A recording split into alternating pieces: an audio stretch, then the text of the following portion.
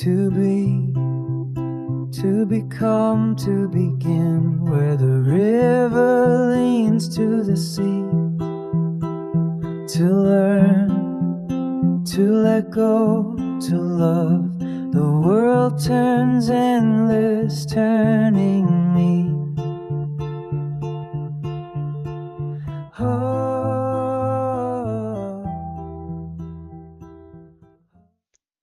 In this first conversation of many to come, Jim and I decide to dive deep using the next 10,000 years as our anchor.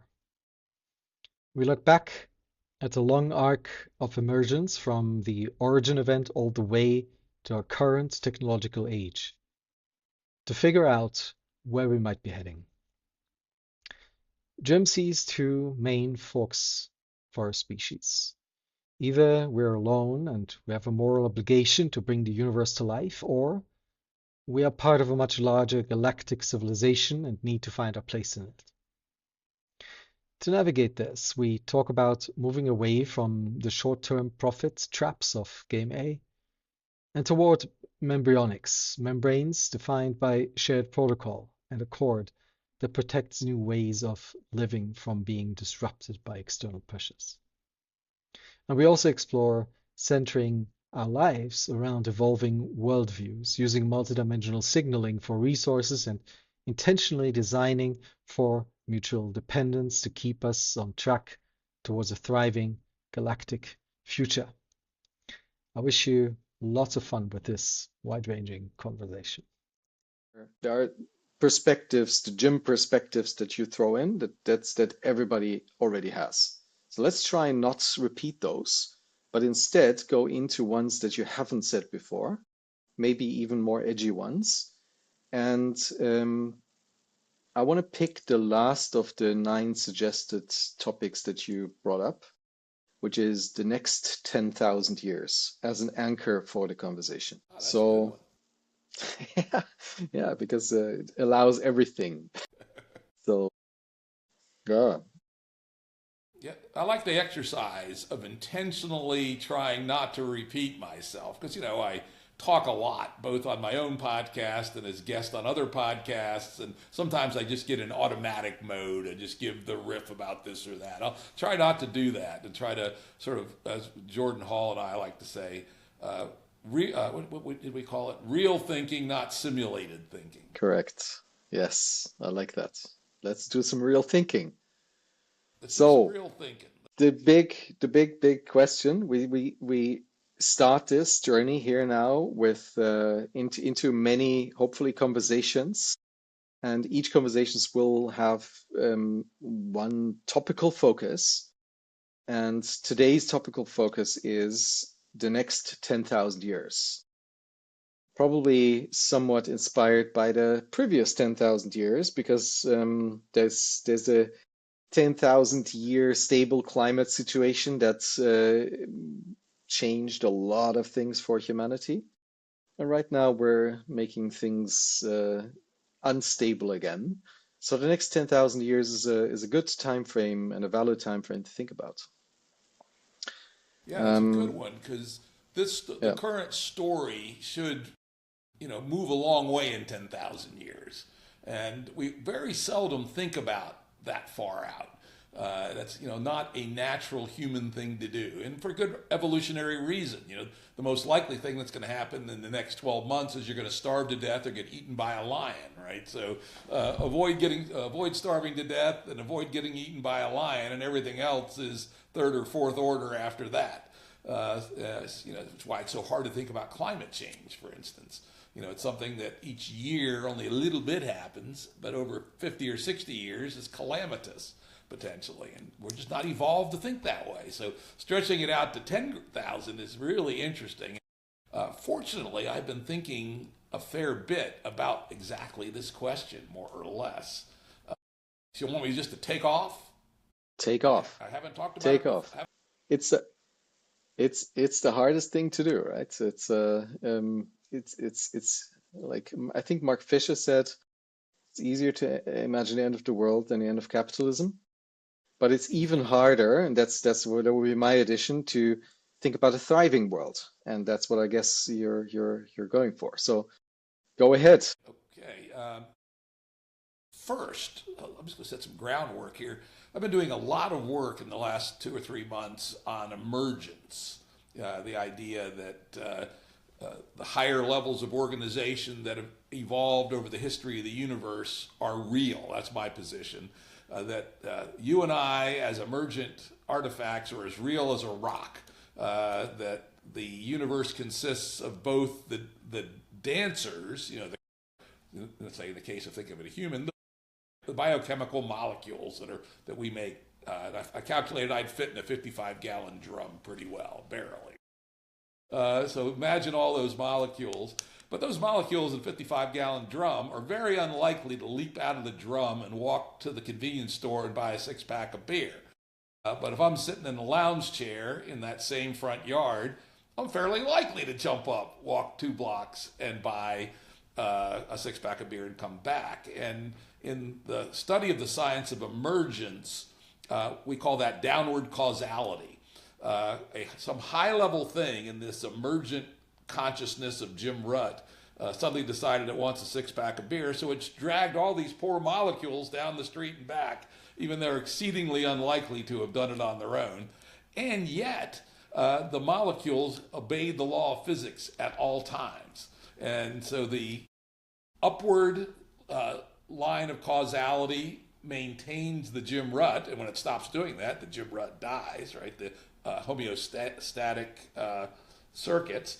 But at the same time, things happening at these higher levels influence the trajectory of the lower level. And this seems paradoxical, and philosophy has struggled with this. There's, I'll eventually get to your question. So,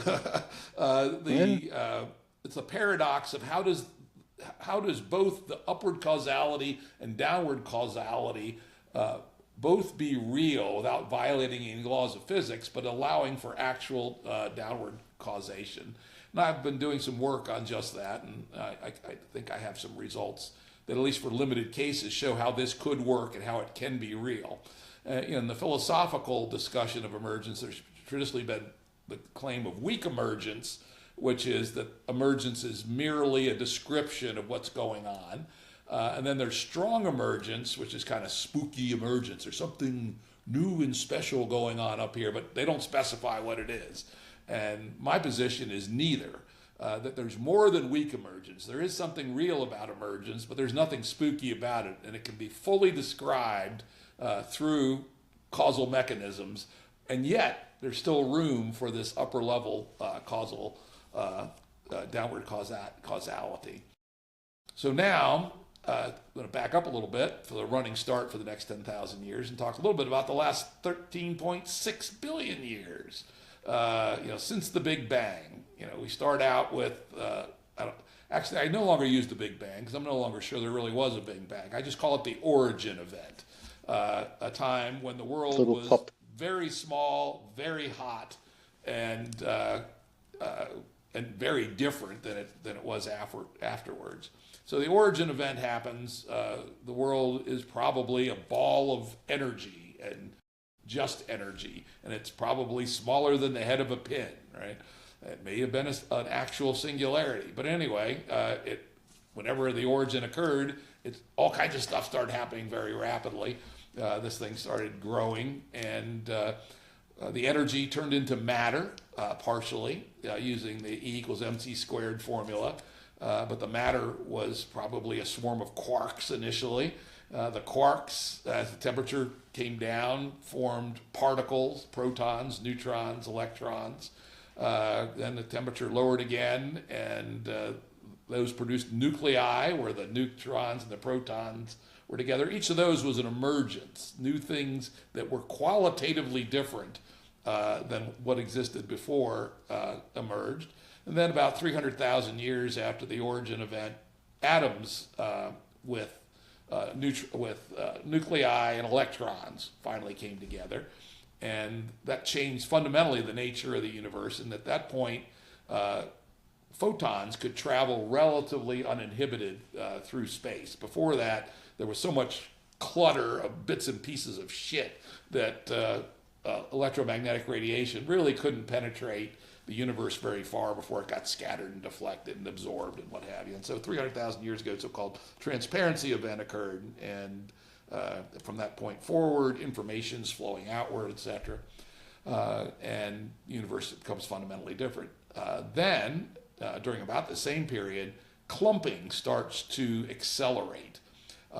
One of my core metaphysical holdings is the universe origin event had to either have some built-in non-homogeneity in it, or the fundamental nature of reality has to have some randomness in it.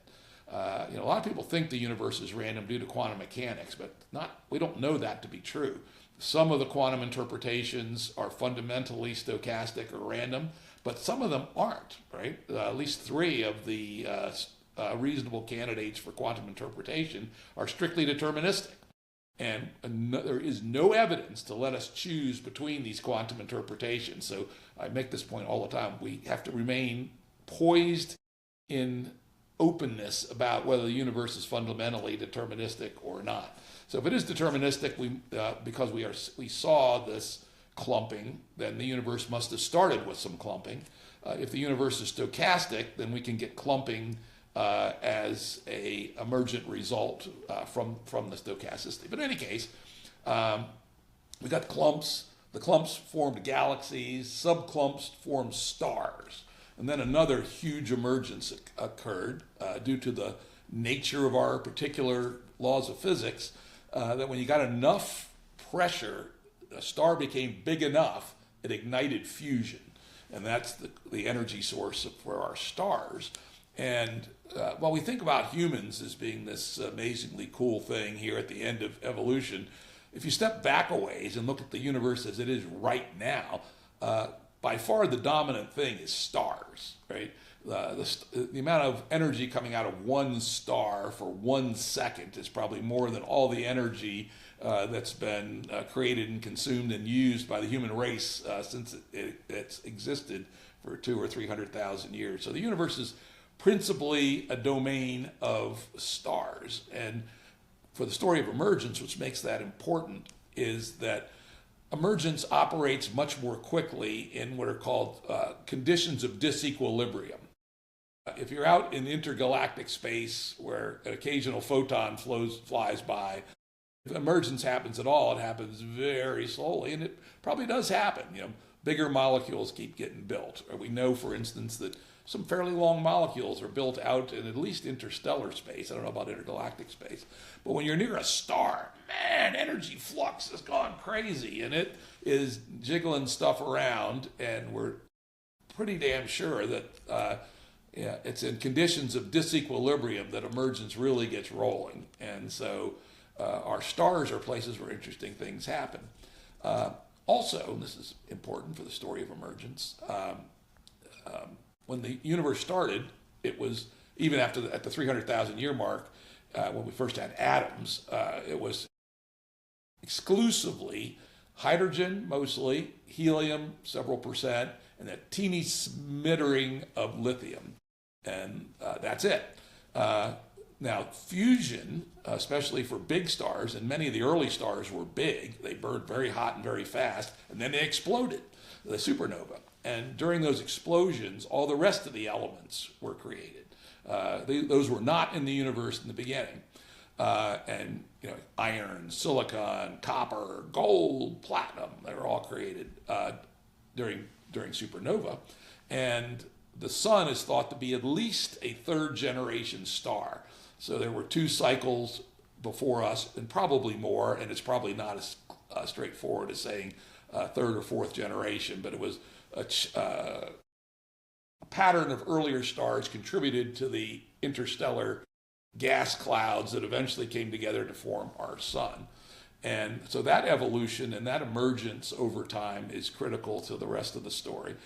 For instance, human life requires a fair number of very specific, not even human life, all the life of the sort we have on Earth requires a fairly extensive list of trace elements, one of which is molybdenum, right? Which is a pretty bizarre metal.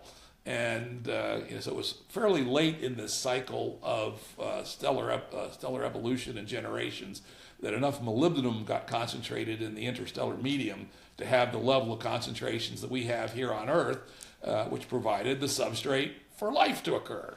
And then this huge open question, does life always occur when you have this combination of things, or is it an exceedingly rare event which mainly only happened once in the universe? Remember this, let's bookmark this particular thing. Did life happen once in the universe, very, very rarely, or does it happen all the time? And then life gets started, and there's a whole new chain of emergence that are speeded up by the information handling capability of life and metabolism and membranes and a whole bunch of inventions that happened very early in life. And we ran through, slowly at first, bacteria and archaea, and then we got what they're called eukaryotes, which are bigger single-celled creatures, not that long ago, maybe 1.1 billion years ago. And then we got a couple of different varieties of multicellularity. And then during the Cambrian explosion, 550 million years ago, plus or minus, we got our kind of multicellularity, which led to initially a whole bestiary of little creatures, insects, crabs, octopi, squid, worms of all sorts. An arms race happened very quickly in 5 million years. All the phyla that exist, of which there's like 23, which includes all animal life, those phyla were all created in 5 or 6 million years, which is unbelievable, with one exception that came later. And then the predator-prey arms race drove those phyla to get strong against each other. And that was an amazing driver in evolution. And probably just prior to that, the neuron evolved. And it turned out, of course, neurons were really handy if you're in a predator-prey arms race.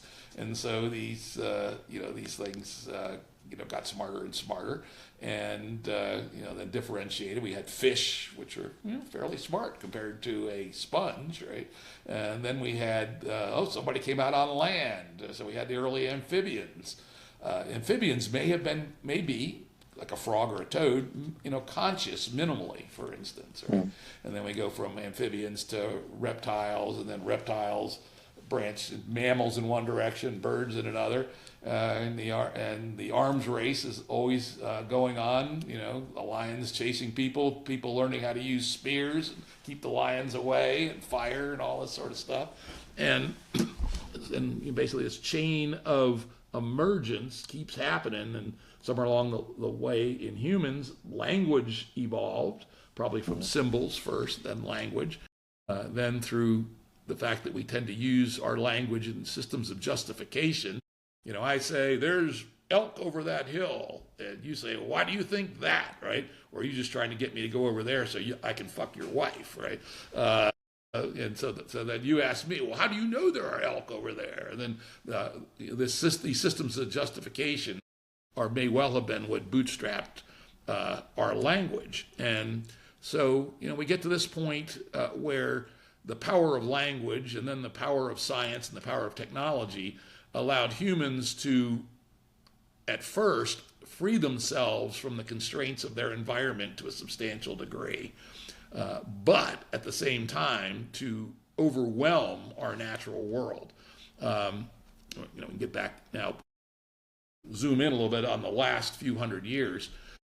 The way I tell the story, at least, modernity started around 1700 with when these things came together. Subset of these things came together. First, real science, which was a new way to self-correct in real time in a dynamic, networked way, where you can rapidly bootstrap usable patterns about the universe. Democracy, you can think about it at least in the Anglo-Saxon world, the Glorious Revolution of 1688. Scientific revolution was also 17th century. Newton was in the middle of the 17th century. And then modern finance with the establishment of the Bank of Amsterdam and the Bank of England Bank of England was 1694. I sometimes tick that one off as a key thing. And then very quickly, these things came together to produce the Industrial Revolution. But anyway, in 1700, the population of the Earth was 625 million. Today, 8 billion plus, probably headed for 10 or 11. And so here we are. We have, and oh, by the way, compared the energy and material intensity of each human in 1700 was about a 12th what it is today. And that's if you include sub-Saharan Africans, Bangladesh, everything else. So you have about 12 times as many people, 12 times the intensity per person. So about 150 times the depredation on the ecosystem that we had when we started this game. And when we started this game, it seemed like a good game. Things got better quickly. In 1700, almost everybody lived in houses, if they had a house, with no windows and dirt floor. Half the kids died before they were 5. Starvation was always, one bad weather season away. And through leveraging these 3 attributes, we have built a world where there's a fair bit of resilience to the things we've been fighting all our 300,000 years as not very capable naked apes. But this game is accelerated, getting faster and faster and faster as the technological base increases. But it has no brakes. It has no way to stop itself. And so something's got to give. And we don't know quite what it is. We have some ideas. The thing we call Game B is one way to think about it. But let's now we've drawn the stage. Here we are in 2025. And what is our destiny? I intentionally drew this long arc of emergence and say, okay, that gets us up to here. What do we do with that from hereabouts? And this is where I haven't really talked about this too much, kind of personal, and what I think we should do as the human race. And that is that I think that these higher level emergences are what's interesting about the universe. And, in a simple way, you can say life is more interesting than non-life. Complex systems that are doing novel things under conditions of disequilibrium are more interesting than a pot of water at room temperature, which nothing happens. And so my vision of the next 10,000 years is the beginning of us moving out into the universe. And this is where it's kind of interesting and unfortunately not totally clear. I think there's 2 forks. One, remember back where I told you to bookmark, is life rare or not? If we're alone, and we might be, then we have a huge moral obligation, in my view of the world, to not screw this up, right? This is the chance the universe has to come alive. So in the next 10,000 years, if we're on the fork that we're alone, or think we're alone, or it's likely that we're alone, or even unsure if we're alone or not in this big, vast universe, we have to be very, very careful as we set the stage to bring the universe to life. 10,000 years, we should be able to send probes to stars and get data back. We should even be able, if we wanted to, and we're committed to it, to send out spores of very early, very robust life, like the kind of life that lives in hot springs or in the edges of volcanoes. And we could seed life where it isn't, and it might take root. The other fork, though, is very interesting, is maybe we're not alone. Maybe there is a very rich galactic civilization with thousands of technological species, probably many of them far superior to us, because keep in mind, we've only been a technological civilization with the ability to think clearly for 300 years, which is almost no time at all. And so there could well be societies out there that have been at that level for millions, hundreds of millions, or even 1 billion years. And God knows what they know and what they think and what they're doing. So fork 1, we're alone, or we're not sure that we're not alone, and we be very, very careful to preserve the opportunity to bring the universe to life. And our mission is to bring the universe to life and to allow increasingly cool, open-ended exploration of the possible for 1 trillion years. Let's be grandiose about it. But it starts around 10,000 years from now.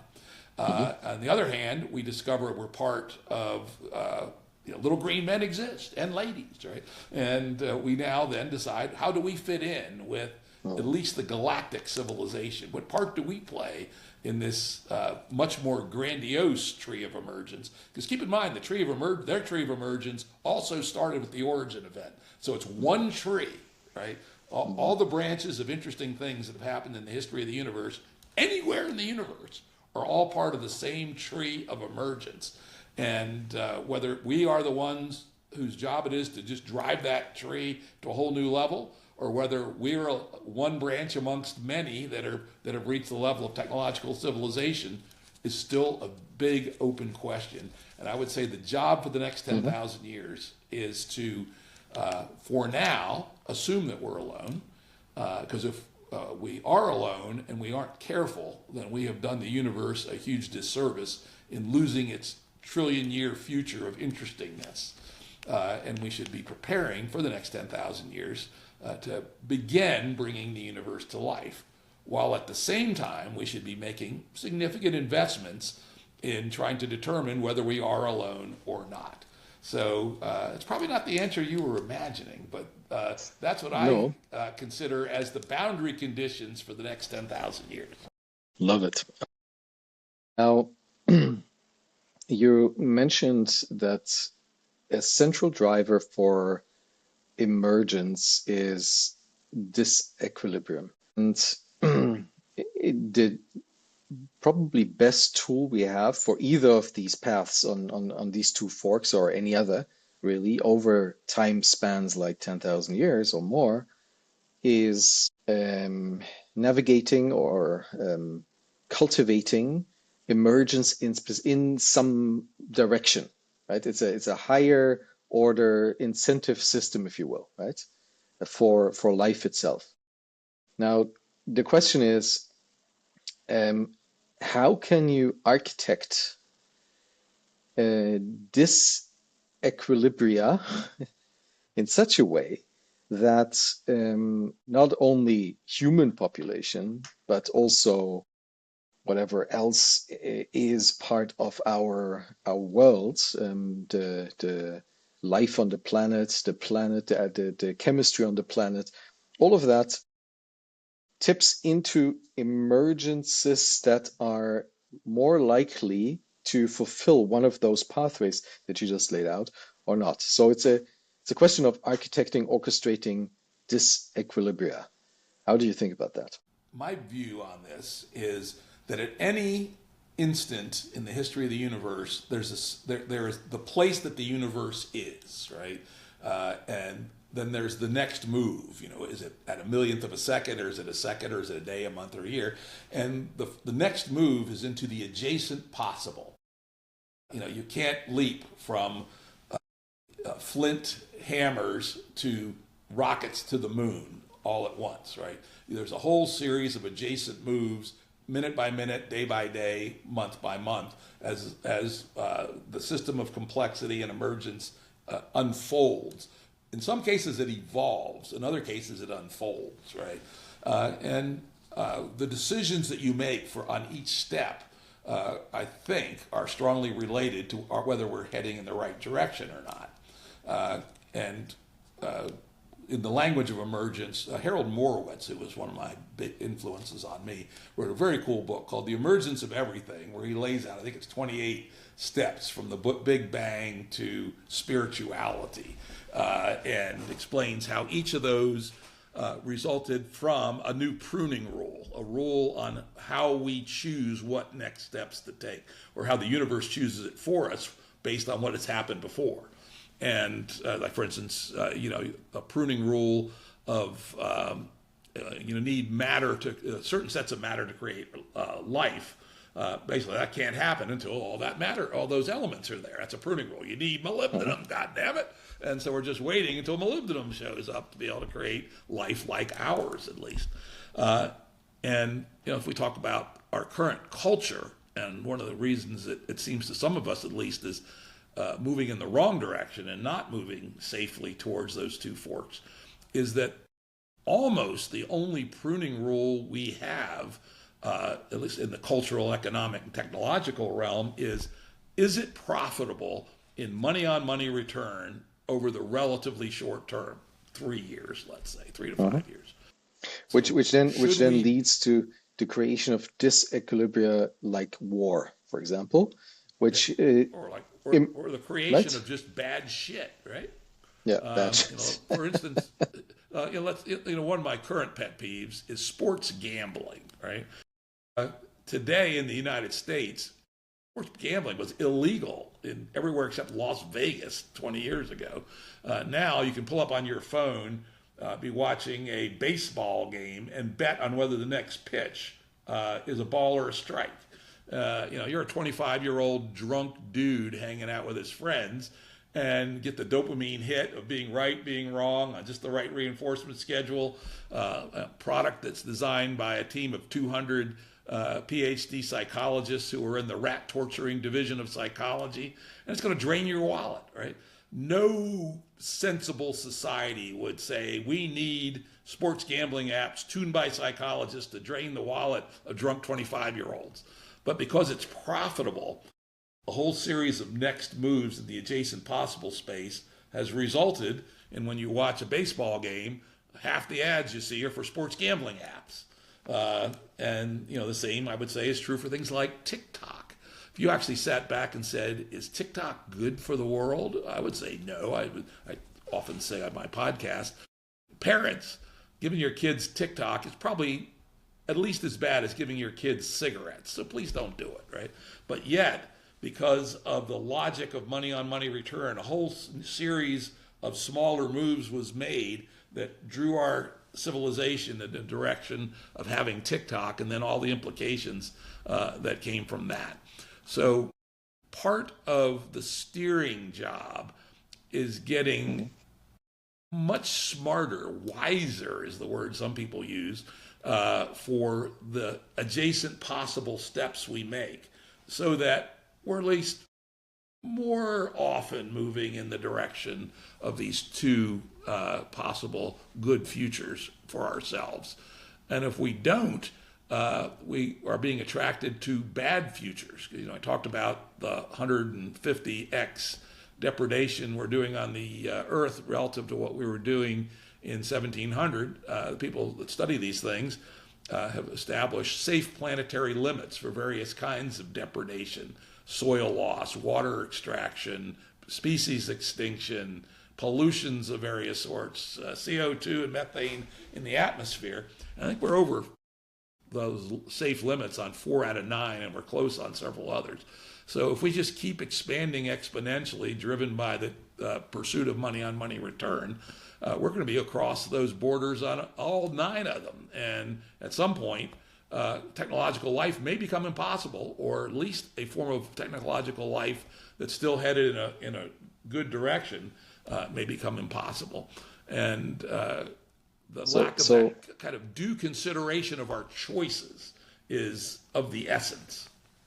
Absolutely. Now, we've used the loss function of profit maximization, and that has turned into a future that we are living in right now, without anybody ever planning for that. Right? Nobody imagined Nobody a asked world. For the experiment. We're doing an experiment that nobody Exactly. asked for.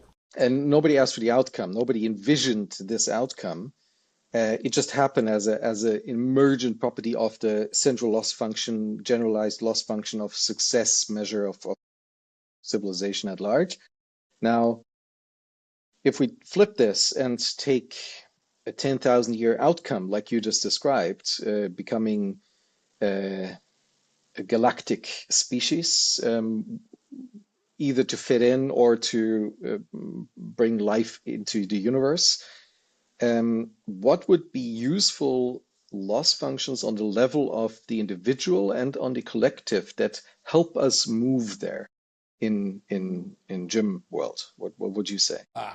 And I think that you mentioned the two together, and I think it's critical to look at the two together. The language I use is the institutional and personal spiral. Some of the things that we have been programmed by these many steps we've made of this unfolding of the adjacent possible are the status games that have been drilled into our heads. The first use of PhD rat torturers in business was back in the 1920s with the development of advertising, modern advertising techniques. A guy named Bernays, who was, I think, the son-in-law of Sigmund Freud, wrote a book called Propaganda on how to use psychological warfare to get people to buy stuff they didn't even think they needed, right? And that essentially accelerated this system. So we are now programmed by the world we grow up in to play a certain status game. The classic one in the United States, at least, is a shiny car and a big house and fancy vacations, and I can take Instagrammable pictures and all this stuff. And all these things are driving our per capita consumption of energy and material beyond any reasonable bound. If you tried to generalize a middle class American, Australian, or Canadian lifestyle to all 8 billion people on Earth, we're all done. We're all cooked. Can't happen, right? And yet, how can you morally say that the sub-Saharan Africans don't have as much moral right to shiny cars, big houses, and Instagrammable vacations as Americans do? I can't see any moral justification for saying it's okay for us, but it's not okay for them. So, that's the kind of conundrum we're in. So we have to change what we want at some level, right? But, I know lots of people, you included, who go off on these retreats and, talk to gurus and all this kind of happy horse shit, and they come back and they're improved for a bit, right? Maybe what they want and what they need is now a bit different than it was when they went off. But if you're thrown back into the cubicle farm processing health insurance claims all day and hanging out with your neighbors who are doing the equivalent, inevitably, except for the very strongest personalities, and most people are not strong personalities, you get sucked back into the norms of the game you're playing. And next thing you know, you're at the Porsche dealership or the Buick dealership, or, I'm no longer happy with my 200 square meter house. Now I need a 400 square meter house because I can afford it. And all those good intentions get sucked up by the institutions around us. So we need to change personally a bit at a time. Big jumps are dangerous, as we know. Marxist-Leninism. We're going to make those communist man turn out to be a hellhole, right?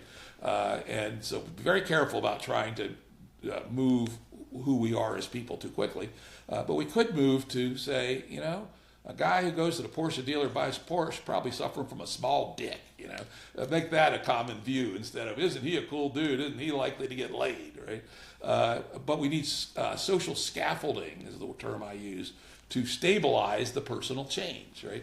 And so if you live in a community or in an ecosystem or in a little mini civilization where being skilled at singing is more valuable in terms of social status than driving a Porsche, then your probability of choosing to get better at singing than figuring out how to grub money till you can buy the Porsche is significantly increased. And then, by the way, the scaffolding allows you to stabilize the good change and allows you to make another change, right? Make another step up. And then the institutions you can build with the people are determined substantially by their capacities. If they have better capacities, we can build better institutions. And those institutions can scaffold more personal change and help bring it on. And if we do this correctly, we can get an upward spiral of personal institutional change. It's not clear how far it can go, but it could go a long way. Instead, we're stuck in a cycle of the reverse cycle, where our institutions are making us worse people make worse institutions, which make us worse faster. You look at the decay of political culture in the West since 1960, and sure the hell seems like a downward institutional personal spiral that is leading us to a very bad place, when in reality we should be aiming to do the other, which is the upward personal institutional spiral. And until we can achieve that, our chances of moving the unfolding of the adjacent possible in the positive direction seems pretty speculative at best. And where do we start? What's the most likely way to succeed to start this reversal of the cycle? towards a positive direction that can provide a scaffold and ratchet up slowly the systemic landscape that allows for the kind of emergence towards being galactic. Well, the best I've been able to come up with, and this is working with lots of other smart people, is that we should learn from the origin of life. The origin of life started out as a zoo of chemistry, probably near a hot spot in the bottom of the ocean, or possibly a pond on the land, with high gradients of energy and lots of weird chemicals. But it kept getting disrupted by ocean currents and things of that sort, and couldn't reach the concentrations to trigger these cycles of metabolism until somewhere along the line, the material that would self-assemble as a membrane occurred. We believe it was a fatty acid, which in the presence of water, because of some very low-level chemical forces, tends to produce bubbles with membranes. And probably some lucky membrane happened to be formed that had just the right set of chemistry in it, and just enough heat, just enough light to provide the far from equilibrium effect, and voila, metabolism ignited. And it also probably needed information handling so that it could reproduce and continue to doing this thing. And so we think that a plausible route is to consciously produce membranes that allow people to create institutions and personal chains that are stabilized, but are not disrupted by externalities, by external currents. In fact, one of the parts of our analysis is that you'll know you're in a good membrane when doing the right thing is being promoted by the local environment, not resisted.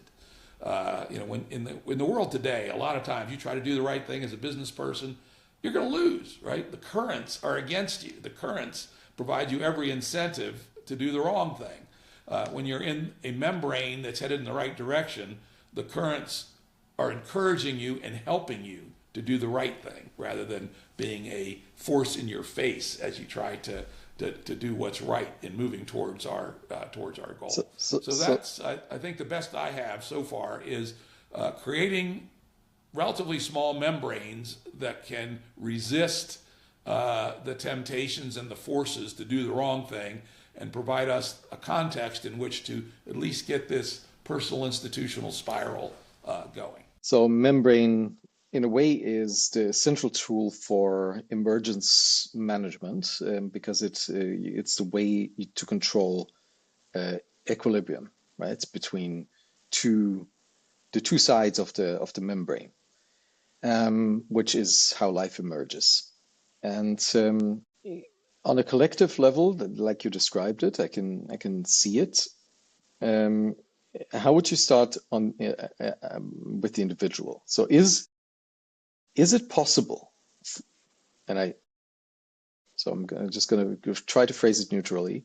Is it possible, or was it possible so far in your life to create membranes within yourself that allowed for the emergence of Jim as you are here today? Was there something that a former version of you did to establish some pathways inside of your being that helped you emerge the Jim that you wanted to be? Or was that pure serendipity? I'm sure there's a difference between the two, right? It could be membranes, but it could have been serendipitous. In my own case, I was always a little bit of a different dude who didn't really care what other people thought, what have you. But I did enjoy playing the game and playing it hard and rough if necessary, as I sometimes say on my podcast. I was definitely a game A motherfucker back in the day, right? I started companies, I worked for companies, I was very successful most of the time. Sometimes my shit blew up, but oh well, right? I was really good at it. And I just enjoyed doing it, and it was sufficiently absorbing that I didn't have a whole lot of time to think about other things, though I did continue to read, fortunately. I always read 75 to 100 books a year since I was 10 years old. And at the time, I was most embedded in the belly of the beast. as a senior C-level executive at a global 200 company. It doesn't get much more belly of the beast than that. I started getting exposed to the idea of sustainability and the fact that the Earth is a closed system. Around the same time, I started getting exposed to cognitive science and psychology and how people can be programmed by the ecosystem around them. And around 1994, I had a combined epiphany that being a game A motherfucker is probably not the highest use of a person who has some level of talent in some things. And I continued to be a game A motherfucker for another 6 years, but my heart really wasn't in it.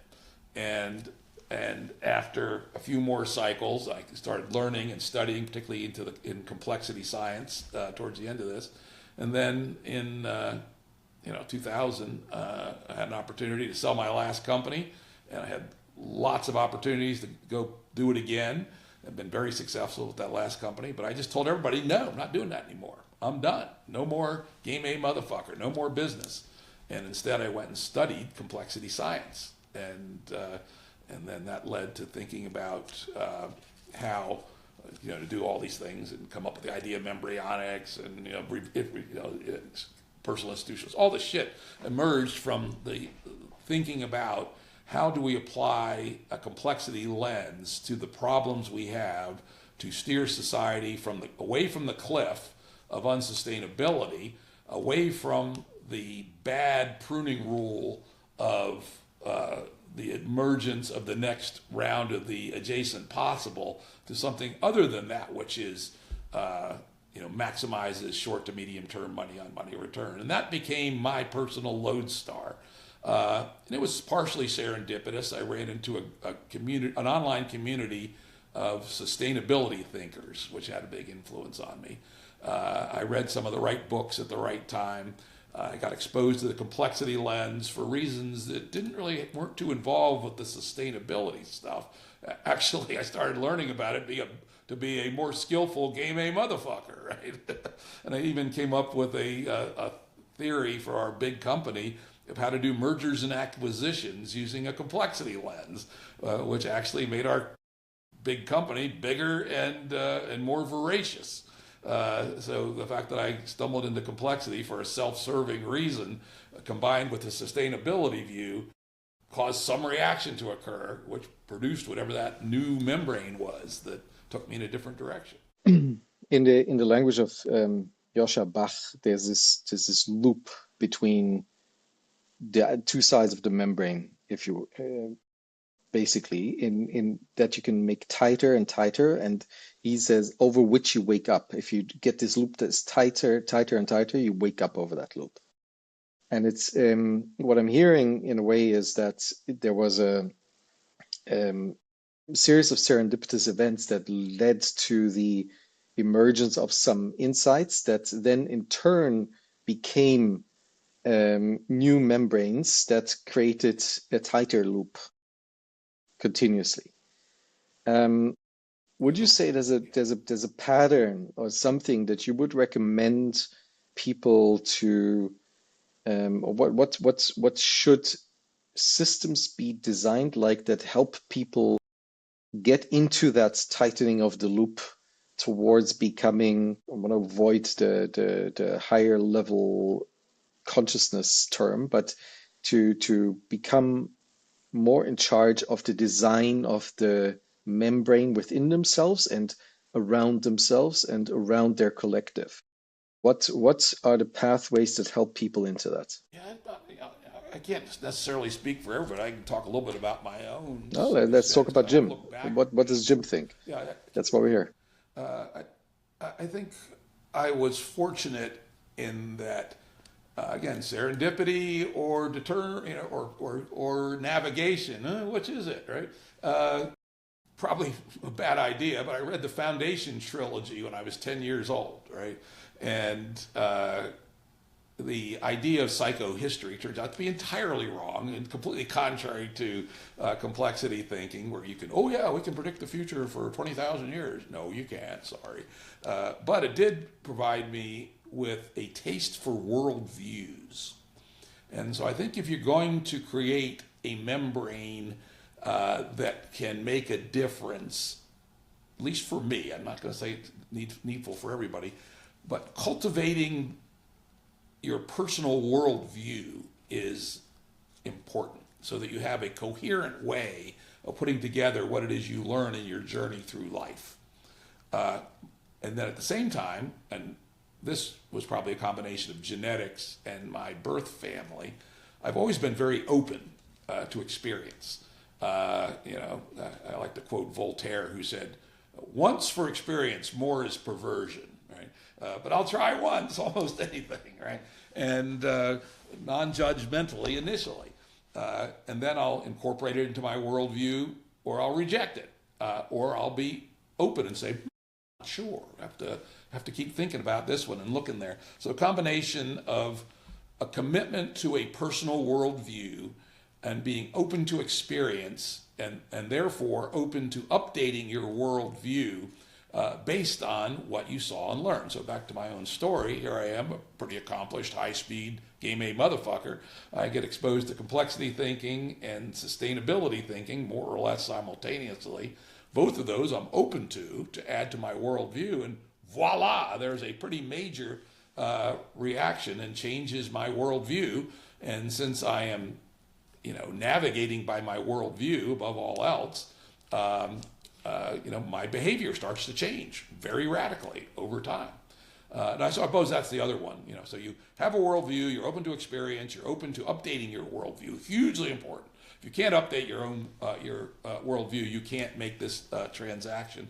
But then also always having been relatively committed to honoring my worldview, whatever it happened to be, even if it was bad, right? So I had a theory for why I did what I did at any given time.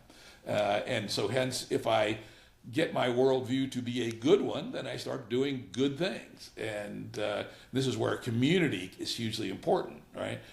We have our worldviews drift. If we get our worldview from watching Fox News, it drifts one way. If we get it from, hanging out on TikTok, it drifts another way. If we hang out in a community of people who are resonating towards some shared sense of the good, then our worldviews probably start to converge, and this shared sense of the good that's greater than any of us and bigger than any of us could hold in our head starts to impinge into our worldviews, and our worldviews start getting more and more similar, and our coherence increases, and we can actually do things together with a more shared worldview. Not going to be identical. We wouldn't want them to be identical, but have some elements in common. Like, for instance, if you have a worldview that you live in a sustainable world, where you're looking for sustainability in a finite world where the consumption of resources is growing exponentially, if you have those things in your worldview and you take it seriously, then there's a whole class of things you should not do, right? And so I think that is kind of the essence of my own personal journey, essentially. Mm-hmm. So being clear and conscious about what your worldview is and how it fits into the reality and how your set of values and actions emerges out of it and how it can be changed, and being conscious about that it is being changed and where that change is coming from. So putting worldview at the center. I think that's very interesting. That would change the education landscape dramatically if you built an education system around worldview at the center, to empowering young humans to define, design, redesign, recalibrate, continuously evolve their worldview in a way that is non-dogmatic, non-ideological from an outside perspective. So they're free to choose what they want to incorporate into their worldview and have to be conscious of why. I think that could be a valid first component in the design of that civilization that manages to go galactic. Yeah, that could certainly be a part. I hadn't really thought about this before, so we're sort of doing real thinking here, right? That that we alluded to the fact that if people are committed to worldviews and they're in community, there's the opportunity for convergence into worldviews that operate in community to be able to produce greater things than any one person can do. We know humans are fundamentally a social animal. You drop a naked human anywhere on Earth pretty much and they're going to be dead in a couple of weeks. But a civilization can exist in the Arctic Circle or in Death Valley or anywhere else, because the ability of a collection of humans is vastly greater than any one human. And synchronizing around worldview, this is interesting.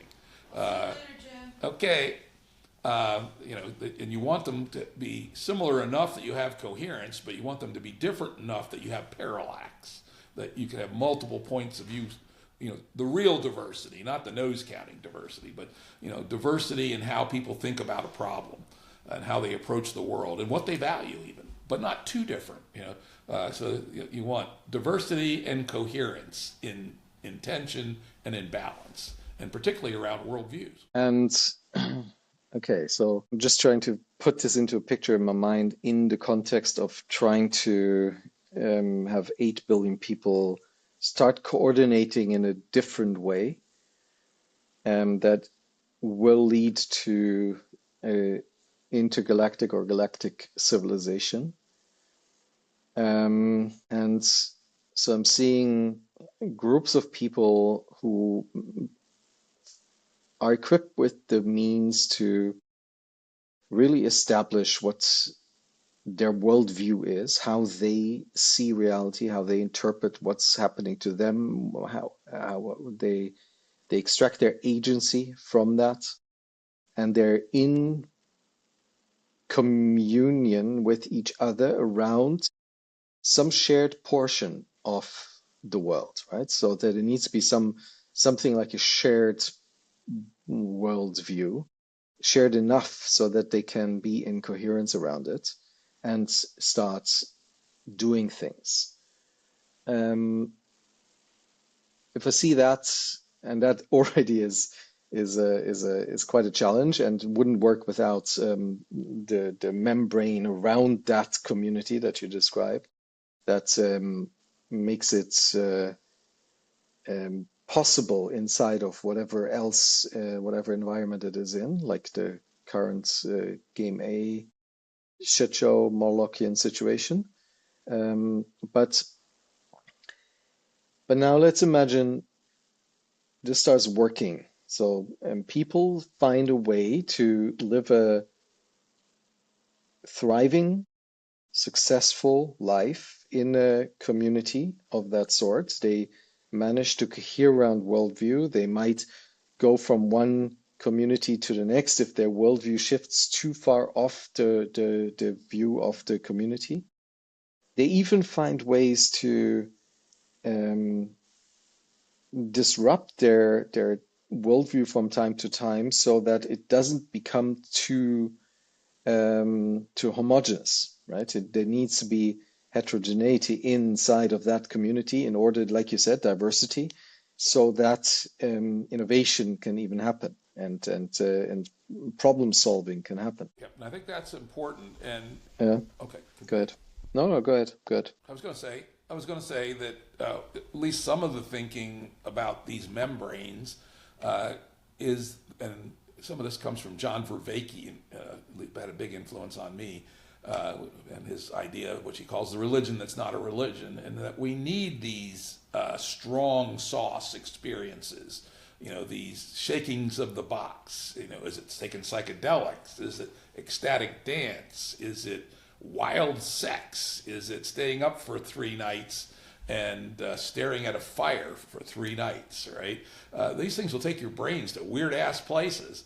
And doing those things in your life, I believe, are important to give you an opportunity to move, to allow your worldview to morph.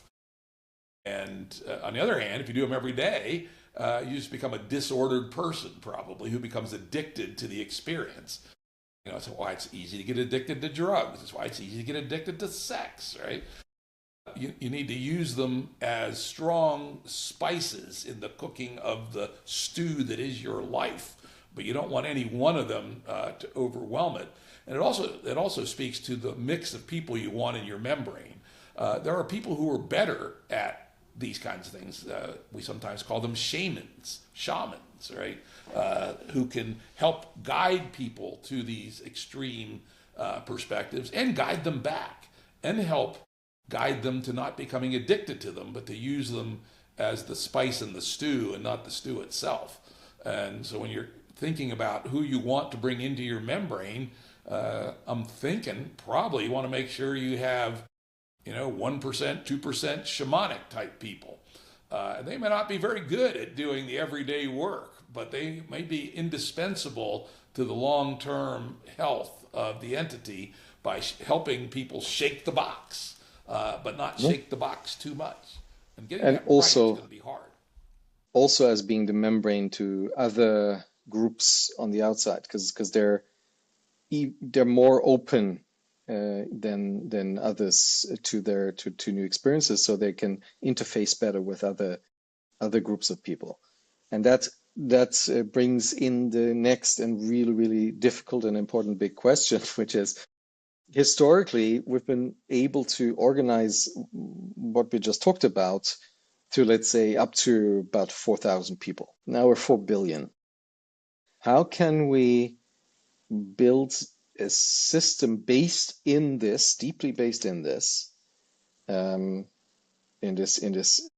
know you use coherent pluralism. I use coherent pluralism as a term a lot as well, on a very, very local scale, and bring that up all the way to a coherent 8 billion people working towards becoming galactic.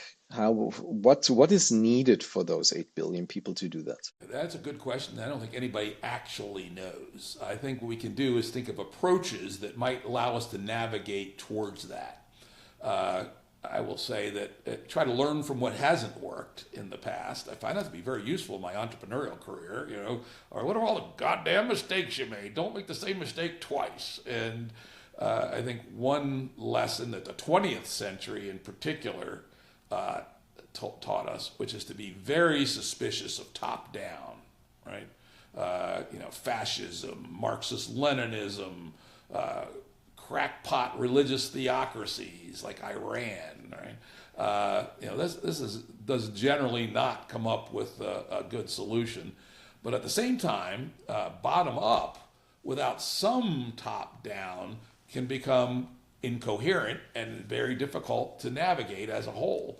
So the best thinking that people I'm in communion with have come up with is to have a very small set of agreements that we all agree that in the bigger membrane of all of humanity, there's a handful of things that we agree to. And those things could be as simple as the purpose of the membrane is to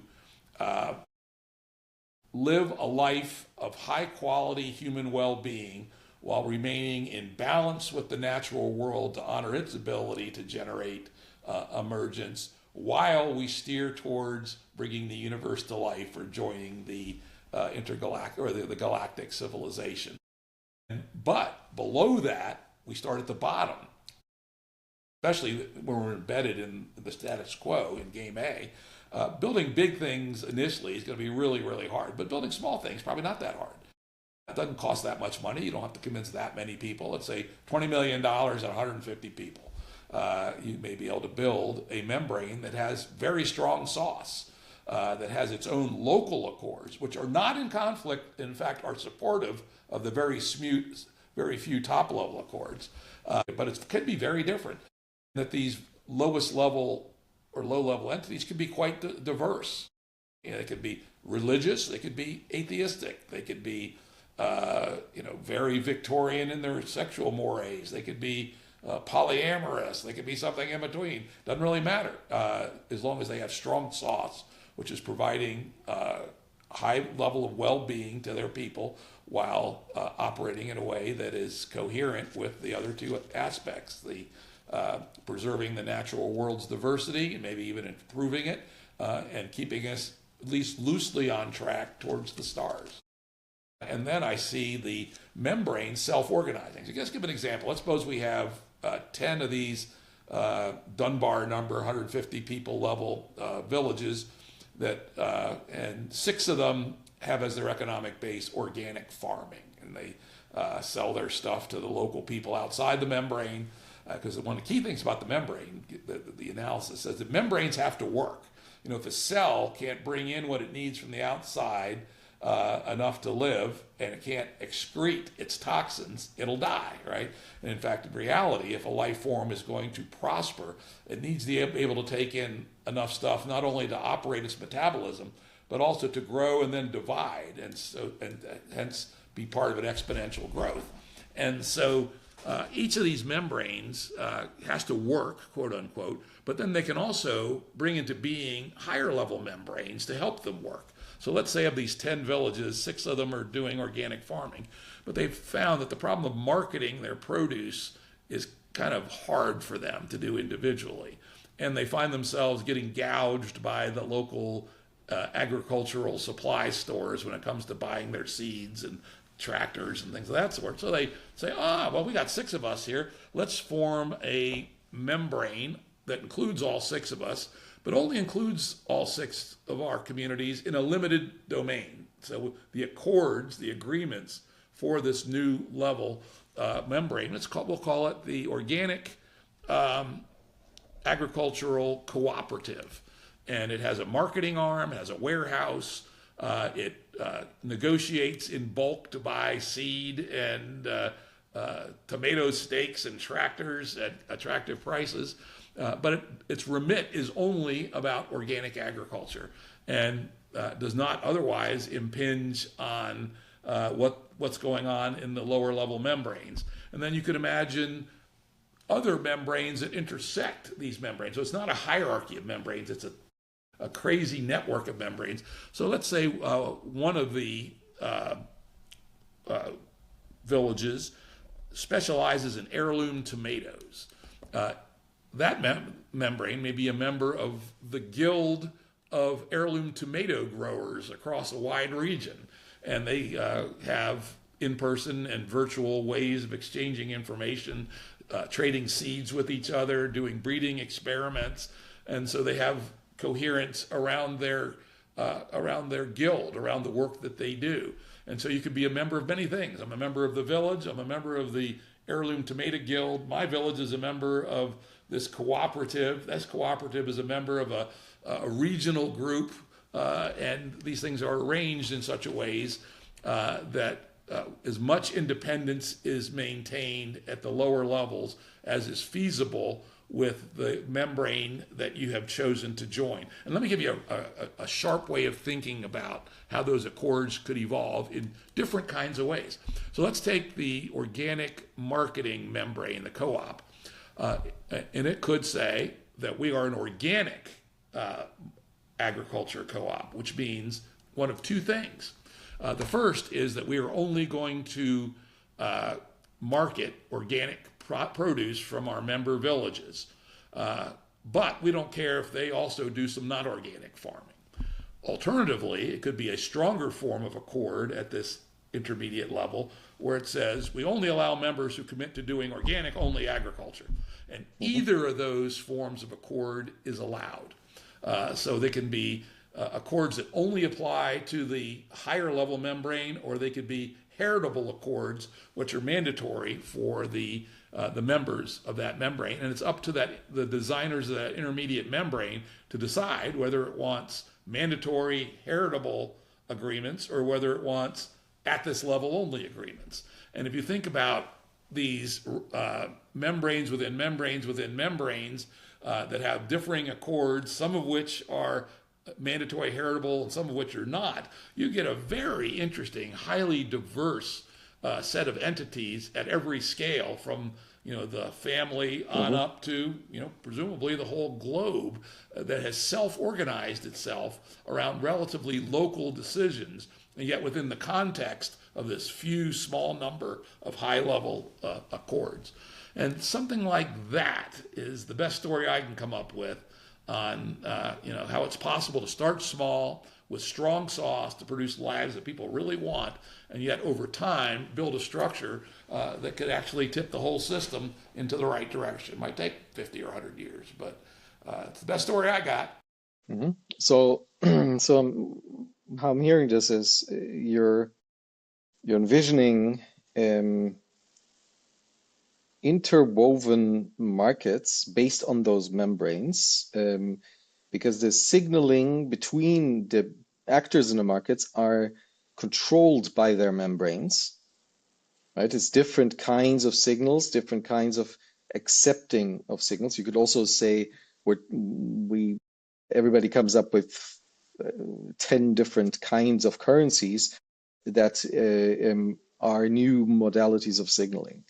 Now, how in the current form, we are using mostly fiat money, which has a growth obligation built in to do market signaling as the only or most prominent modality of market signaling.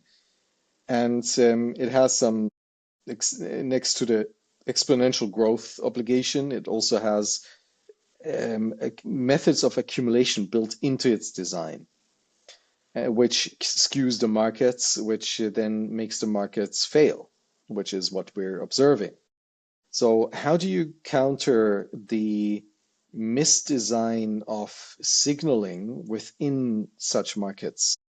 What mechanisms come to mind that could help us with that? Very good question, because a significant amount of our misapplication of the adjacent possible is that we're responding to this one signal.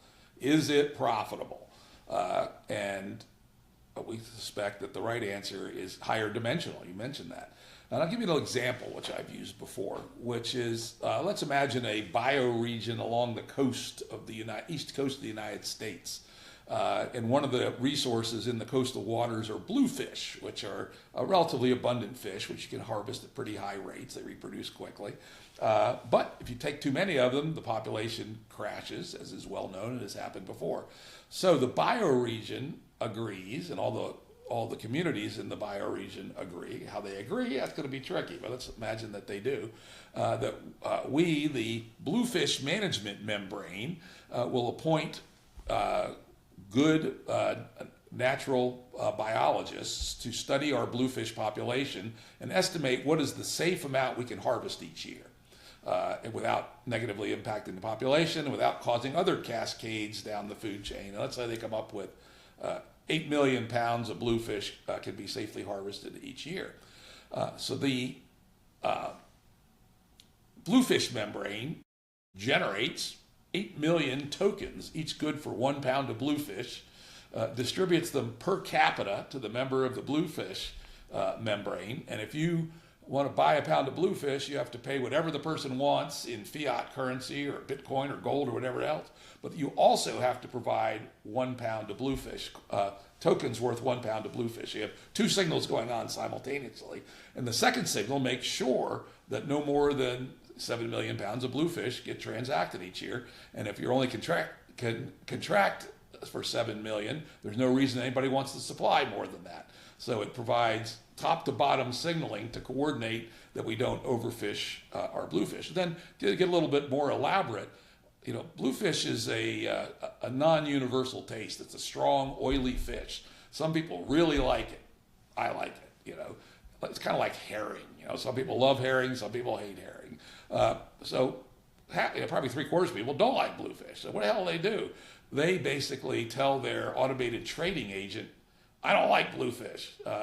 Work with other trading agents to swap my bluefish tokens for things I do want, right? Oh, I like cod. Oh, and I like, I need some oak to build a barn this year.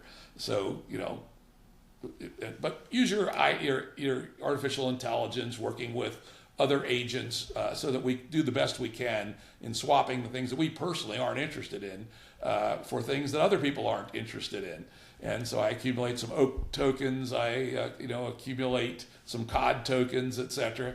And all those tokens together, because they were set by people for principled reasons, when they interoperate with the more fungible currencies, produce the closure around protecting the resource. That makes a lot of sense. That might even work. It might. And I'm while you were describing this, I was thinking around the question. In some edge cases, we still might to have to enforce some behavior. Maybe not all behavior can be captured by market-driven mechanisms like this with different signaling modalities, and they need to be somehow bound in a different way. How do you think about enforcement mechanisms that in the context of what you were just describing? So let's say there's some resource that is not yet managed with a resource-based secondary token, and it's being exploited, and that's being noticed. How's that handled? That is one of the hardest problems in this system. I can't tell you I've got a solid answer for it, but we have identified that it's a problem. Let me give you a slightly simpler case.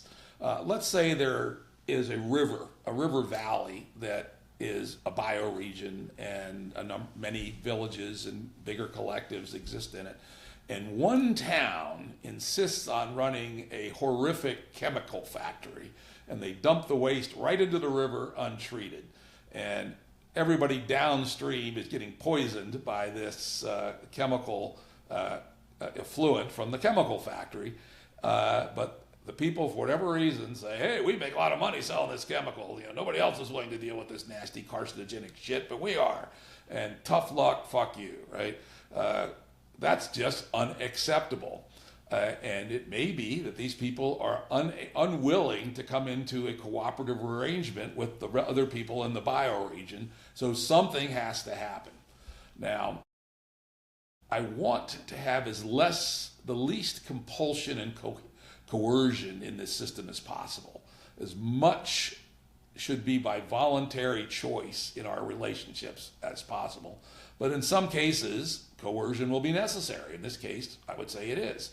And I would hope first that we would try the Mennonite trick of shunning, which is, all right, if you insist on producing this nasty carcinogenic chemical, nobody else in the bioregion will do any business with you. We won't talk to you. We won't let your kids come into our schools. You can't drive on our roads.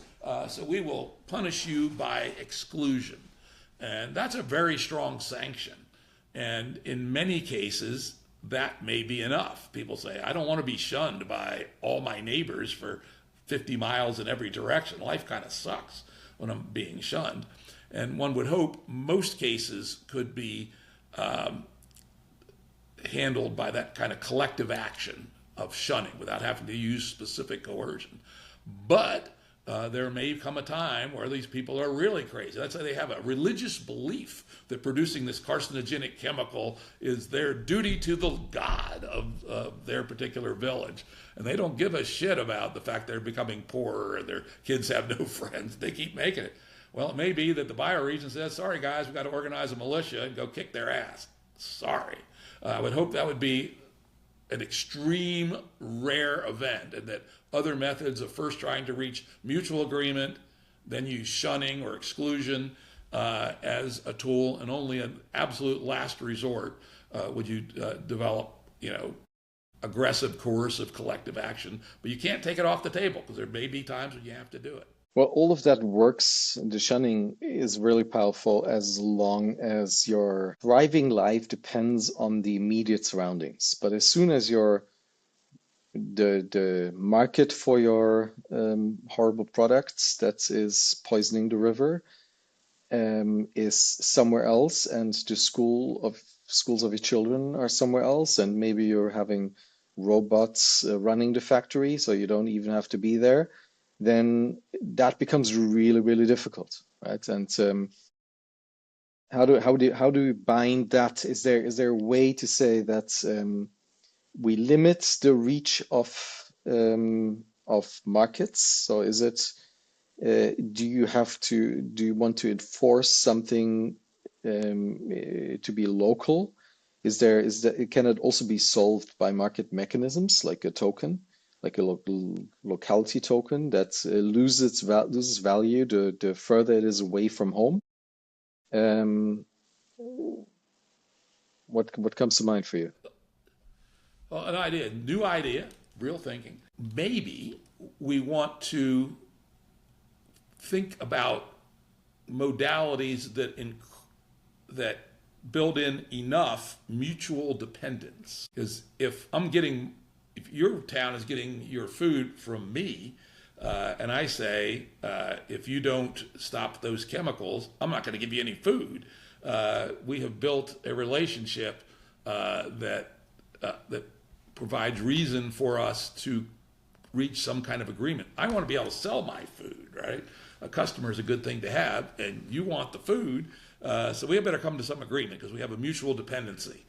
And so as we think about these membrionics, maybe a design principle is such that we intentionally encourage the development of mutual dependency. I'm not quite sure what that means. It's the first time I've had that thought. But that might be a way to allow collective action to have more traction. Well, Tyson taught me that collectives of tribes work like that, right? That there are, like you described them as guilds, but they could also be clans or families that are responsible for one thing, like water. And they didn't first because somebody is really talented at dealing with water, but over time this turns into a clan or a guild that cares for the water. But of course they're dependent on the others that do school and food and housing and all of that. So this interdependence is a vital element in the thinking of indigenous people, at least in Australia. How to build it into a global system is a next level challenge. That's an interesting question. Do we just have a moral sense that it's wrong to become too autarkic? Advanced technology may allow us to become more autarkic. If we have robots and 3D printers, and we have our own solar energy. I don't need anybody else's energy. I'm self-sufficient. Actually, what seems good in some ways could also actually be something that reduces the forces towards coherence, and that's worth thinking about. How do you demand mutual dependence without being coercive? I don't know. It's an interesting design problem, but at least if we identify the fact that some level of mutual dependence is actually a good, it can provide us a goal for our thinking to think about how we can encourage something to at least approximate an optimal amount of mutual dependence. I like that idea of establishing mutual dependence as a function of the system, and maybe we can take that as the starting point for our next little journey, and remember that and see what unfolds from there, and bring today's 90 minutes already to a close, but make sure that we have a next conversation on that topic very soon. How's that feel? Yeah, that's gonna have to think about that one a little bit. I've never had that thought before, so it'll be a fun exploration. And we'll both think about it for a day or two, or whenever we have our next conversation, and we can start there and see where it goes. Cool, that we do. All right, should we wrap it there? Let's wrap it here for today, and then.